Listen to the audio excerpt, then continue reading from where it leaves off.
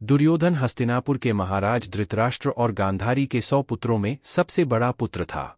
जब पांडु की पत्नी कुंती को पहले संतान हो गई और उसे मां बनने का सुख मिल गया, तब गांधारी को यह देखकर बड़ा दुख हुआ कि अब उसका पुत्र राज्य का अधिकारी नहीं बन पाएगा।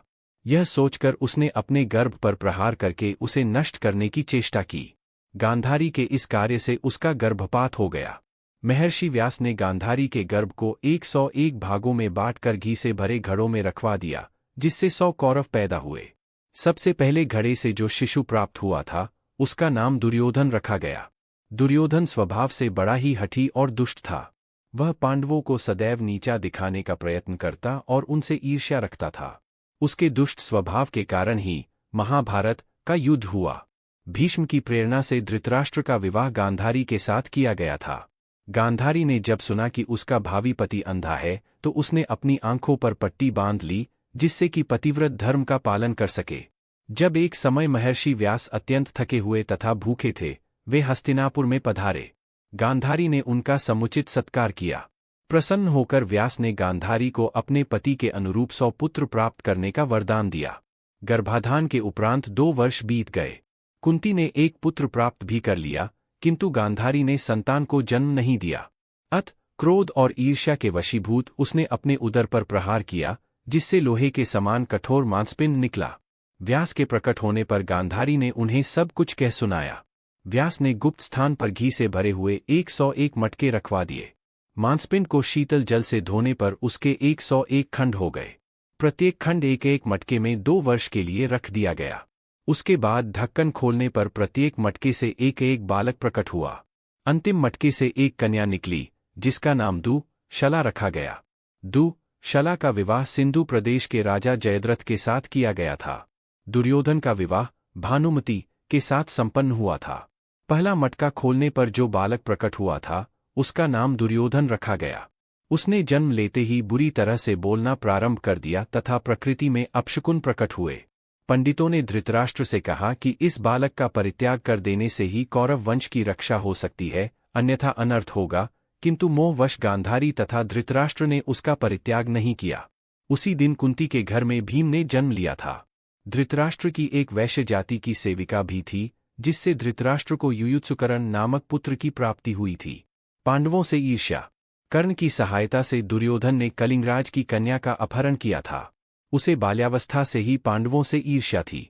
बड़े होने पर अपने मामा शकुनी की सलाह पर चलकर दुर्योधन ने अनेक प्रकार के प्रपंच किए। पांडवों को छल से द्यूत क्रीड़ा में हराकर उनका समस्त राज्य हस्तगत कर लिया। उनकी भार्या द्रौपदी का भरी सभा में अपमान किया। दुर्योधन के आदेश से उसके भाई दुःशासन ने सबके समक्ष द्रौपदी का चीर उतारने का असफल प्रयास किया। दुर्योधन के असंख्य कुकृत्य के कारण अंततोगत्वा कौरव और पांडवों में युद्ध आरंभ हो गया। ऐसे समय में उसने तरह तरह से पांडवों को पराजित करने का प्रयत्न किया। बलशाली भीम के राक्षस पुत्र घटोत्कच के वध के उपरांत रात्रि में भी युद्ध होता रहा। दोनों पक्षों की सेना थक चुकी थी। अर्जुन ने अपनी सेना को विश्राम करने का अवसर दिया तो दुर्योधन ने द्रोणाचार्य को उकसाने का भरसक प्रयत्न किया कि वे सोती हुई पांडव सेना पर आक्रमण कर दें। शल्य के नेतृत्व में युद्ध करते हुए दुर्योधन ने पांडव पक्षीय योद्धा चैकितान को मार डाला। भयानक युद्ध होता रहा। युद्ध आरंभ होने के समय दुर्योधन के पास 11 अक्षौहिणी सेनाएं थीं। नष्ट होते होते अंत में अश्वत्थामा, कृतवर्मा, कृपाचार्य तथा दुर्योधन के अतिरिक्त कोई भी अन्य महारथी जीवित नहीं बचा। दुर्योधन को विदुर के उपदेश याद आने लगे। वह युद्धक्षेत्र से भागा। मार्ग में उसे संजय मिले, जिन्होंने अपने जीवित छूटने का वृत्तांत कह सुनाया। दुर्योधन गदा युद्ध में पारंगत था और श्री कृष्ण के बड़े भाई बलराम का शिष्य था। दुर्योधन ने कर्ण को अपना मित्र बनाकर उसे अंग देश का राजा नियुक्त कर दिया था। बलराम अपनी बहन सुभद्रा से उसका विवाह भी कराना चाहते थे, किंतु अर्जुन द्वारा सुभद्रहरण से वह निराश होकर उनका शत्रु हो गया। धृतराष्ट्र बेमन से युधिष्ठिर को राजा बनाना चाहते थे, किंतु दुर्योधन ने ऐसा नहीं होने दिया। उसने लाक्षागृह में पांडवों को जलाने का असफल प्रयत्न किया। युधिष्ठिर के राजसूय यज्ञ में मय दानव निर्मित फर्श पर उसे जल का भ्रम हो गया और जहां जल था, वहां उसे सूखी भूमि दिखाई पड़ी, जिस पर भीम तथा द्रौपदी ने दुर्योधन का अपमान अंधे का पुत्र अंधा कहकर किया और उसकी हंसी उड़ाई। ईर्ष्यावश शकुनी की सहायता से दुर्योधन ने पांडवों की सब संपत्ति और द्रौपदी को भी जीतकर अपमान का बदला लेने के लिए भरी सभा में द्रौपदी को नंगी करने की आज्ञा दी और अपनी जांघ खोलकर शासन से कहा कि उसे इस पर बिठाओ। यही सब महाभारत युद्ध का कारण बना। महाभारत के युद्ध में सभी कौरव मारे गए, केवल दुर्योधन ही अब तक जीवित बचा हुआ था। ऐसे में गांधारी ने अपनी आंखों की पट्टी खोलकर दुर्योधन के शरीर को वज्र का करना चाहा। गांधारी ने भगवान शिव से यह वरदान पाया था कि वह जिस किसी को भी अपने नेत्रों की पट्टी खोलकर नग्नावस्था में देखेगी, उसका शरीर वज्र का हो जाएगा। इसीलिए गांधारी ने दुर्योधन से कहा कि वह गंगा में स्नान करने के पश्चात उसके सामने नग्न अवस्था में उपस्थित हो, किंतु कृष्ण की योजना और बहकाने के कारण दुर्योधन का समस्त शरीर वज्र का नहीं हो सका। जब दुर्योधन गंगा स्नान के बाद नग्न अवस्था में गांधारी के समक्ष उपस्थित होने के लिए आ रहा था, तभी मार्ग में श्री कृष्ण उसे मिल गए और उन्होंने दुर्योधन को बहका दिया कि इतना बड़ा हो जाने के बाद भी वह गांधारी के समक्ष नग्न होकर जाएगा। श्री कृष्ण ने दुर्योधन से कहा कि क्या तुम्हें लज्जा नहीं आती? इस पर दुर्योधन ने अपनी जंघा पर पत्ते लपेट लिए और गांधारी के समक्ष उपस्थित हो गया। जब गांधारी ने अपने नेत्रों से पट्टी खोलकर उसे देखा तो उसकी दिव्य दृष्टि जंघा पर नहीं पड़ सकी, जिस कारण दुर्योधन की जंघाएं वज्र की नहीं हो सकीं।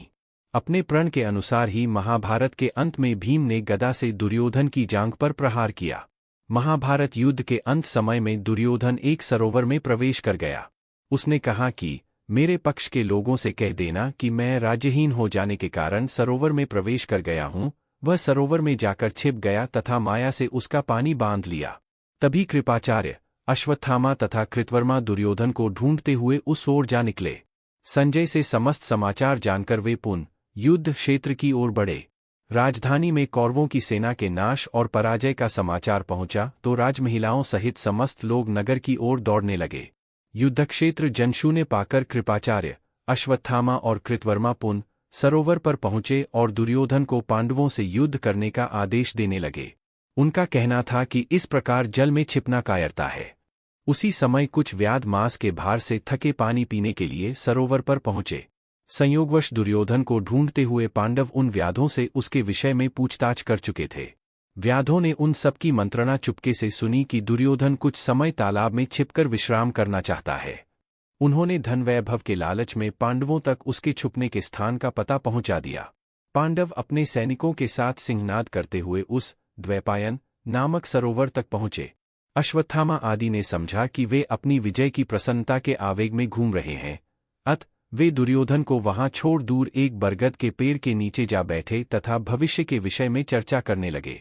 बाहर से दुर्योधन दिखलाई नहीं पड़ता था, अतः वे लोग आश्वस्त थे। पांडवों ने वहां पहुंचकर देखा कि सरोवर का जल माया से स्तंभित है और उसके अंदर दुर्योधन भी पूर्ण सुरक्षित है। श्री कृष्ण ने युधिष्ठिर को भी माया का प्रयोग करने का परामर्श दिया। युधिष्ठिर आदि ने दुर्योधन को कायरता के लिए धिक्कारा तथा युद्ध के लिए ललकारा। दुर्योधन ने उत्तर में कहा कि वह भयाक्रांत प्राणरक्षा के निमित्त वहां नहीं है, अपितु कुछ समय विश्राम करना चाहता है तथा उसके पास रथ इत्यादि की व्यवस्था भी नहीं है। अपने बंधुबांधवों के नाश के उपरांत वह मृगचर्म धारण करने के लिए उत्सुक है। पांडव मित्र शून्य धरती पर राज्य करें। दुर्योधन के मुख से यह कथन सुनकर युधिष्ठिर ने उसे जमकर फटकार लगाई और कहा कि तुम्हारी दी धरती भोगने को कोई भी इच्छुक नहीं है। क्षत्रिय लोग किसी का दिया दान नहीं लेते। तुम मर्द हो तो सामने आकर लड़ो, इस प्रकार छिपना कहाँ की वीरता है। दुर्योधन स्वभाव से ही क्रोधी था। उसने कहा कि वह एक एक पांडव के साथ गदा युद्ध करने के लिए तैयार है। युधिष्ठिर ने उससे कहा, तुम कवच इत्यादि युद्ध के लिए आवश्यक अवयव ग्रहण कर लो। तुम किसी भी एक पांडव से युद्ध करो, यदि जीत जाओगे तो तुम अपना सारा राज्य ले लेना। कृष्ण इस बात पर रुष्ट हो गए। वे युधिष्ठिर से बोले, आप लोगों में से भीम से इतर कोई भी उससे गदायुद्ध करने योग्य नहीं है। आपने दयावश फिर भयंकर भूल की है। द्युतक्रीड़ा की भांति ही उसे यह अवसर देना कि वह भीम को छोड़कर किसी और को ललकार ले, कौन सी बुद्धिमत्ता है। भीम ने अवसर देखकर दुर्योधन को युद्ध के लिए ललकारा। दोनों का द्वंद्व युद्ध आरंभ हुआ। तभी तीर्थाटन करते हुए बलराम को नारद मुनि से कुरु संहार का समाचार मिला, अतः वे भी वहां पहुंच गए। पांडवों ने उन्हें सादर अपने शिष्यों का द्वंद्व युद्ध देखने के लिए आमंत्रित किया। बलराम की सलाह से सब लोग कुरुक्षेत्र के सामंत पंचक तीर्थ में गए। वहां भीम और दुर्योधन गदायुद्ध में जुट गए। दोनों का पल्ला बराबर था। श्री कृष्ण तथा अर्जुन ने परस्पर विचार विमर्श किया कि भीम अधिक बलवान है तथा दुर्योधन अधिक कुशल, अत धर्मयुद्ध में दुर्योधन को परास्त करना बहुत कठिन है। भीम ने द्युतक्रीड़ा के समय द्रौपदी के अपमान पर यह प्रतिज्ञा की थी कि मैं गदा मारकर दुर्योधन की दोनों जांघें तोड़ डालूंगा। भीम के देखने पर श्री कृष्ण ने अपनी बाईं जांघ को ठोका। भीम संकेत समझ गए और उन्होंने पैंतरा बदलते हुए दुर्योधन की जांघें गदा के प्रहार से तोड़ डालीं। वह धराशायी हो गया तो भीम ने उसकी गदा ले ली और बाएं पैर से उसका सिर कुचल दिया। साथ ही द्युतक्रीड़ा तथा चीरहरण के लज्जाजनक प्रसंग की याद दुर्योधन को दिलाई। युधिष्ठिर ने भीम को दुर्योधन पर पदप्रहार करने से रोका। उन्होंने भीम से कहा कि मित्रहीन दुर्योधन अब दया का पात्र है, उपहास का नहीं, जिसके तर्पण के लिए भी कोई शेष नहीं बचा है। युधिष्ठिर ने दुर्योधन से क्षमायाचना की और दुखी होने लगे कि राज्य पाकर विधवा बहुओं भाभियों को कैसे देख सकेंगे। बलराम ने दुर्योधन को अनीति से पराजित देखा तो क्रोध से लाल पीले हो उठे तथा बोले, मेरे शिष्य को अन्याय से गिराना मेरा अपमान है। वे अपना हल उठाकर भीमसेन की ओर दौड़े, किंतु श्री कृष्ण ने उन्हें बीच में रोककर बतलाया कि किस प्रकार चीरहरण के समय भीम ने उसकी जंघाएं तोड़ने की शपथ ली थी, किस प्रकार समय समय पर कौरवों ने पांडवों को छला, किस प्रकार अभिमन्यु को अन्याय से मारा गया इत्यादि। यह तो प्रतिशोध मात्र था। बलराम संतुष्ट नहीं हुए तथा द्वारका की ओर चल दिए। श्री कृष्ण की बात सुनकर टांगे कटा हुआ दुर्योधन उचककर धरती पर बैठ गया और बोला, तुम लोगों ने भीष्म, द्रोण, कर्ण, भूरिश्रवा तथा मुझे अधर्म से मारा है। मैं अपनी मृत्यु से दुखी नहीं हूं। मुझे क्षत्रिय धर्म के अनुसार ही मृत्यु प्राप्त हो रही है। मैं स्वर्ग भोग करूंगा और तुम लोग भग्न मनोरथ होकर शोचनीय जीवन बिताते रहोगे। भीम के पदप्रहार का भी मुझे दुख नहीं, क्योंकि कुछ समय बाद कौयग्रिद इस शरीर का उपभोग करेंगे। उसका वाक्य समाप्त होते ही पवित्र सुगंध वाले पुष्पों की वर्षा आरंभ हो गई। गंधर्व वाद्य बजाने लगे और राजा पांडवों को धिक्कारने लगे। श्री कृष्ण ने सब राजाओं को दुर्योधन के कुकृत्यों की तालिका सुनाकर कहा कि उपर्युक्त पांचों योद्धा अतिरथी थे, उन्हें धर्मयुद्ध में पराजित करना असंभव था, किंतु वे अधर्म की ओर से लड़ रहे थे। अतः अनीति से ही उन्हें पराजित किया जा सकता था। असुरों का विनाश करने के लिए पूर्ववर्ती देवताओं ने भी इसी मार्ग को अपनाया था। पांडव दुर्योधन को उसी स्थिति में छोड़कर चले गए। दुर्योधन तड़पता रहा। तभी संयोग से संजय वहां पहुंचे। दुर्योधन ने उनके सम्मुख सब वृत्तांत कह सुनाया। फिर संदेशवाहकों से अश्वत्थामा, कृपाचार्य तथा कृतवर्मा को बुलवाकर सब कृत्य सुनाए। अश्वत्थामा ने क्रुद्ध होकर पांडवों को मार डालने की शपथ ली तथा वहीं पर दुर्योधन ने उन्हें कौरवों के सेनापति पद पर नियुक्त कर दिया गया। उन तीनों के जाने के उपरांत उस रात वह वहीं तड़पता रहा। तीनों महारथी निकटवर्ती गहन जंगल में छिपकर रात व्यतीत करने के लिए चले गए। घोड़ों को पानी इत्यादि पिलाकर वे विश्राम करने लगे। कृपाचार्य तथा कृतवर्मा को नींद आ गई, किंतु अश्वत्थामा जागे रहे। वे लोग बरगद के एक बड़े वृक्ष के नीचे विश्राम कर रहे थे। अश्वत्थामा ने देखा कि एक उल्लू ने अचानक आक्रमण करके पेड़ की कोटरों में सोते हुए अनेक कौओं को मार डाला। उन्होंने इसी प्रकार पांडवों को मारने का निश्चय किया और इसे दैवी संकेत ही माना। दोनों साथियों को जगाकर उन्होंने अपना विचार प्रकट किया तो कृपाचार्य ने उन्हें दैव की प्रबलता के कारण कौरवों का नाश हुआ है, यह समझाकर शांत करना चाहा और अगले दिन